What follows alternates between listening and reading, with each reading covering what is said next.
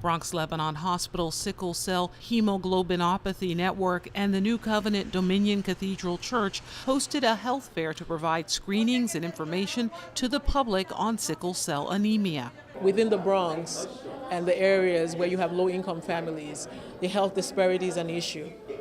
We also find out that that's that process where you need to connect people with resources and education, affordable healthcare option, so that it makes life a little easier for them. Meanwhile, Carlos Sierra, already there to provide information on immigration rights, decided to get tested also. Well, I think it's important for people to get tested and know their status, whether they go tested for HIV or any other disease. It's important, it's vital for us to know our status so that we can better address it. A program coordinator with Bronx Lebanon Sickle Cell Program, Dina Valentin, was among those providing details on the nature of the disease. Sickle cell disease is a genetic disorder. It affects the blood. The only way it can be stopped is through genetic counseling.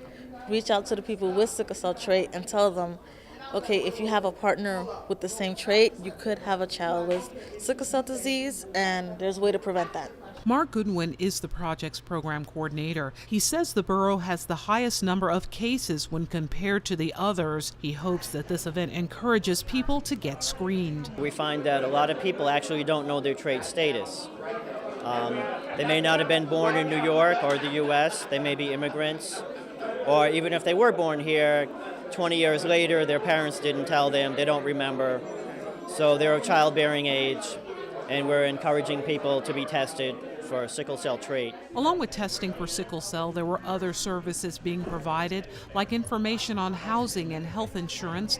There was also a Bronx Lebanon mobile van that was parked outside providing blood screenings. Next to it, a Morris Heights Health Center van providing HIV tests. Volunteers and staffers appreciate the attention they're getting, especially now during this holiday season. These students come from the schools, and they the one that participate to give out the food. Here they are, about half a dozen students from Mott Hall 3 School with their teacher, Miss Nicole Stroud. So, what are you going to do here today? I see some of them already made up. We put food in the bags, and then people's going to come and pick them up. Health, food, and of course guidance in various areas. One of the things that our community development does is to reach out to everyone in the community, in the area of health, in the area responding to hunger and poverty, education, literacy.